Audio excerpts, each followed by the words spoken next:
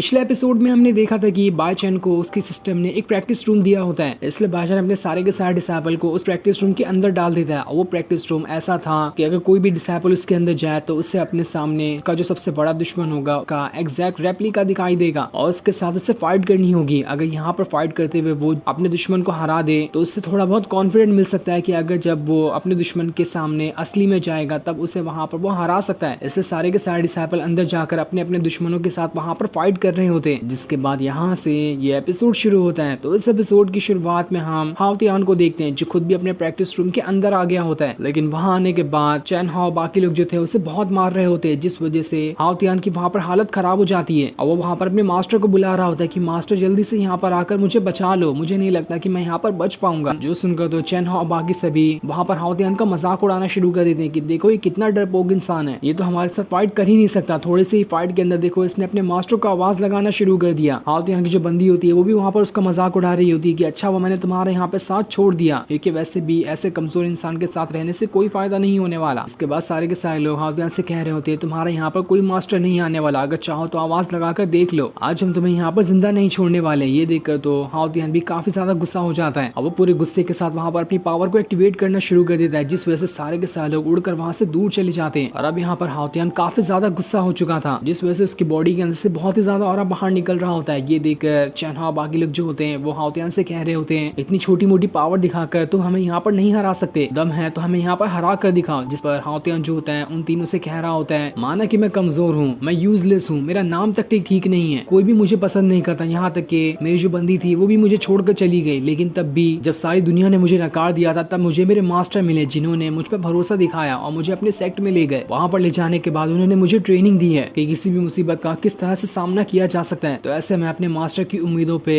पानी नहीं फेर सकता। जब मेरे मास्टर को मुझ पर भरोसा है कि हाँ मैं अपने दुश्मनों को हरा सकता हूँ तो आखिर मुझ पे मेरा खुद का भरोसा क्यों ना हो। आज मैं तुम्हें दिखाता हूँ कि मैं क्या कर सकता हूँ। जिसके बाद उसने वहां पर अपनी और भी कई गुना ज्यादा पावर को एक्टिवेट करना स्टार्ट कर दिया था, जिस वजह से वो पूरी तरह से ऑरा से भर गया होता है। ये देखकर तो सभी हैरान थे कि आखिर इससे अचानक से हो क्या गया, ये तो पहले से काफी ज्यादा पावरफुल दिखाई देने लग गया है। इसके बाद अब हाओ तियान उसी लकड़ी का इस्तेमाल करते हुए उन सभी के पास आता है ताकि उनके ऊपर अटैक करके उनकी जान ले सके। वो तीनों लोग हाओ तियान के ऊपर अटैक किए जा रहे होते, लेकिन अब यहाँ पर हाओ तियान काफी ज्यादा गुस्से में आ चुका था। वो सबसे पहले तो चैन हाओ को उठाकर फेंके जा रहा होता है, जहाँ चैन हाओ की वहां पर हालत खराब हो चुकी थी। जिसके बाद हाओ तियान अपने दुश्मनों को मारने के बाद उस प्रैक्टिस रूम से बाहर निकल कर आ जाता है, जहाँ वो बहुत ज्यादा खुश था क्योंकि आज उसने पहली बार अपने दुश्मनों का भले ही प्रैक्टिस रूम में क्यों ना हो लेकिन मुकाबला तो किया ही। तब बाहर आने के बाद बायचैन जो होता है हाओ तियान से कह रहा होता है तुम्हें पता है ना कि 3 दिन बाद 1 महीना पूरा होने वाला है। एक ही महीने का हमने टाइम दिया था ना चैन हाओ को कि 1 महीने बाद तुम उसके पास जाओगे उससे फाइट करने के लिए और उसे हराकर उसकी औकात दिखा दोगे। तो तुम्हारी प्रैक्टिस कैसे चल रही है? जिस पर हाओ तियान कहता है आपको टेंशन लेने की जरूरत नहीं है, जो भी आपने सिखाया मैं उन सारी चीजों का इस्तेमाल करते हुए खुद को इम्प्रूव करते जा रहा हूँ और उस कॉम्पिटिशन में मैं आपकी उम्मीदों पर बिल्कुल खरा उतरने की कोशिश करूंगा। दूसरी तरफ हम डेविल ब्लड सेट का सीन देखते हैं, जहाँ कहीं चैन हाओ जो है वो डिसाइपल है। वहां पर उसके मास्टर जो होते हैं उसे एक एल्डर से मिलवाते हैं जो कि इस सेट के एल्डर, और ये भी उस कॉम्पिटिशन में चैन हाओ के साथ जाएंगे ताकि देख सके कि वहां पर चैन हाओ जीत पाता भी है या फिर नहीं, क्योंकि ये मामला अब डेविल ब्लड सेट की इज्जत के ऊपर आ चुका है। अगर वहां पर चैन हाओ हार गया तो उसकी सेट की इज्जत वहां पर खराब हो सकती है। इसके बाद वो जो एल्डर होता है वहां पर एक डिमोनिक पिल को बाहर निकालता है जिसके अंदर बहुत ही ज्यादा क्यूआई पावर भरी हुई थी, और उसे निकालते हुए वो उसे चैन हाओ को दे रहा होता है ताकि फाइट के दौरान वो उस पिल का इस्तेमाल करते हुए अपनी पावर को बढ़ा ले, जिसके बाद तो वो आसानी के साथ हाओ तियान को हरा सकता है। इसलिए चैन हाओ जो होता है वहां पर उस पिल को ले लेता है, जिसे लेने के बाद वो उस एल्डर का वहां पर शुक्रिया कर रहा होता है और उसका शुक्रिया करने के बाद वो वहां से चला जाता है। जिसके जाने के बाद चैन हाओ का जो मास्टर होता है वो उस एल्डर से कह रहा होता है क्या आप पागल हो गए? आप जानते भी हैं कि ये पिल कितनी ज्यादा खतरनाक है, हो सकता है इसकी वजह से उसकी बॉडी आउट ऑफ कंट्रोल हो जाए, वो इतनी ज्यादा पावर को नहीं संभाल पाएगा। लेकिन वो जो एल्डर होते हैं वो कह रहे होते हैं ये फाइट हमारे सेट की इज्जत के ऊपर आ चुकी है, मैं कैसे भी करके इस फाइट में हार कर अपने सेट की बदनामी नहीं देख सकता, कैसे भी करके चैन हाओ को ये फाइट जीतनी ही होगी, भले से उस फाइट में उसकी जान ही क्यों न चली जाए। जो सुनकर तो वो मास्टर भी हैरान रह चुका था। दूसरी तरफ हम बायचैन को देखते हैं जिसकी सिस्टम उससे कह रही होती है मैंने आसपास किसी डिसाइपल को महसूस किया जो तुम्हारे सेट का हिस्सा बनना चाहता है, इसलिए जाओ उसके पास और उसे अपने सेट में शामिल करने की कोशिश करो। अगर इस टास्क में तुम फेल रहे तो देख लेना मैं तुम्हारे सारे के सारे बाल निकाल दूंगी और आगे से तुम्हें टकला रहकर ही रहना पड़ेगा। जो सुनकर तो बायचैन भी हैरान रहता है। वो सिस्टम से कह रहा होता है क्या तुम पागल हो? अब मैं कहाँ से उड़ के जाऊँ? किसी डिसाइबल को अपने सेट का हिस्सा बना लो। लेकिन उसके गुस्सा करने पे उसकी सिस्टम जो होती है उसे सिर्फ 3 घंटे का टाइम दे देती है कि 3 घंटे के अंदर उस डिसाइपल को तुम्हें ढूंढना होगा। जो सुनकर तो बेचारा बायचैन और ज्यादा परेशान हो जाता है कि डिसाइपल डिसाइपल डिसाइपल मैं कहाँ से लाऊं ऐसे डिसाइपल। और जैसे वो अपने कमरे के बाहर आता है उससे वहां पर उसके बाकी सारे डिसाइपल दिखाई देते हैं, जो सभी वहाँ पर बाईचन से कह रहे होते हैं मास्टर आपको याद है ना कि अभी हमें डेविल ब्लड सेक्ट में जाना है क्योंकि वहाँ पर हाउतियान की फाइट होने वाली है। तब ये सुनकर बाईचन सोच रहा होता है कि हुआ ना हो जरूर डेविल ब्लड सेक्ट के आसपास ही कोई होगा जो मेरे सेट का हिस्सा बनना चाहता है, इसलिए मुझे वहाँ पर जाकर देखना चाहिए ताकि मैं उस डिसाइपल को वहाँ पर जाकर अपने सेट में शामिल कर सकूं, जिससे कम से कम मेरे बाल तो बच जाएंगे। लेकिन वहाँ पर जाने के लिए उनके पास ऐसी कोई भी इक्विपमेंट नहीं होती है जिसके ऊपर बैठ कर वो जल्द से जल्द वहाँ पर पहुंच सके। पैदल जाएंगे तो कम से कम इसमें 5 दिन निकल जाएंगे और कंपटीशन तो आज ही था। साथ ही बाईचन के पास तो कोई पावर भी नहीं है कि वो यहाँ पर टेलीपोर्टेशन पोर्टल एक्टिवेट करते हुए सभी को 1 सेकंड के अंदर वहाँ पर ले जाए। ये देखकर तो बाईचन काफी ज्यादा परेशान हो रहा होता है। वो अपनी सिस्टम से भी इसके बारे में मदद मांगता है, लेकिन उसके पास तो ऐसे कोई खास पॉइंट बचे ही नहीं जिसका इस्तेमाल करते हुए वो अपने सिस्टम से टेलीपोर्टेशन पोर्टल को मांग सके। लेकिन तब वहाँ पर वो जो प्रिंस होता है बाईचन की तारीफें करना शुरू कर देता है कि हमें अपने मास्टर के ऊपर पूरा भरोसा है, वो कैसे भी करके हमें यहाँ से ले जाएंगे। उनकी जितना अच्छा मास्टर तो दुनिया में कोई नहीं होगा। वो हमेशा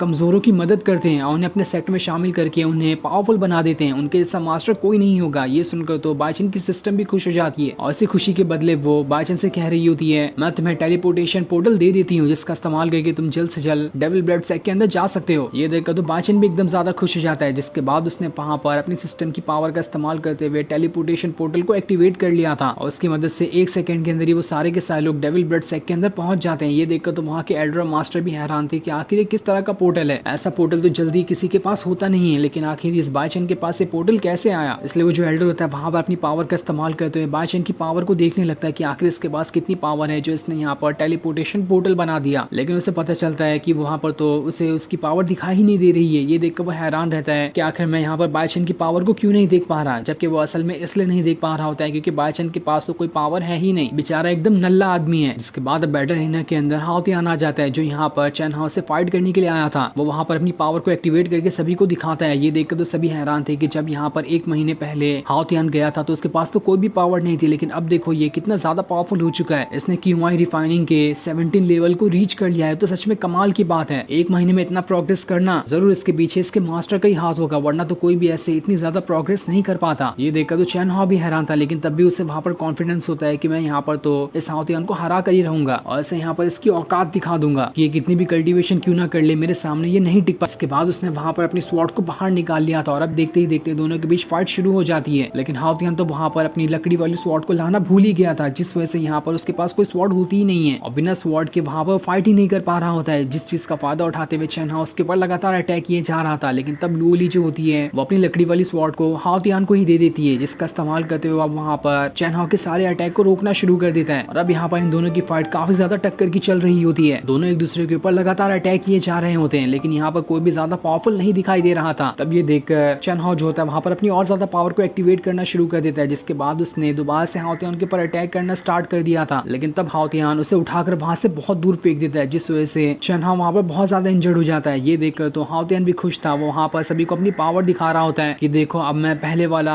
हाउतियान नहीं रहा जो कि बहुत ही कमजोर था, अब मैं बहुत ज्यादा पावरफुल बन चुका हूँ। इसलिए अगर किसी के अंदर हिम्मत है तो आए और मुझे बुली करके दिखाए। तो वो जो एल्डर होता है चैन हाउ से कह रहा होता है तुम अब समझ गए होगे कि अब तुम्हें किस चीज का इस्तेमाल करना है, जल्द से जल्द उस पिल को खाओ और अपनी पावर को यहाँ पर बढ़ाओ। मैं ये देख नहीं सकता कि हमारा सेट यहाँ पर किसी नौसिखिया सेट के सामने हार जाए। ये देखकर तो चैन हाउ जो होता है वहाँ पर उस पिल को खाना शुरू कर देता है ताकि उसका इस्तेमाल करके वो अपनी पावर को बढ़ा सके। और जैसे वो वहाँ पर उस पिल को कंज्यूम करता है उसके अंदर से काफी ज्यादा भयंकर तरीके से पावर बाहर निकलना शुरू हो गई थी और अब वो वहाँ पर अपनी पूरी पावर को एक्टिवेट करते हुए हाउतियान के साथ फाइट करने के लिए तैयार होता है। ये देखकर तो हाउतियान भी घबरा चुका था कि इसने तो अचानक से सच में अपनी बहुत ज्यादा पावर को एक्टिवेट कर लिया, क्या मैं इसे यहाँ पर हरा पाऊंगा। जो सीन दिखाते ही ये एपिसोड यहीं पर एंड हो जाता है। Thanks for watching.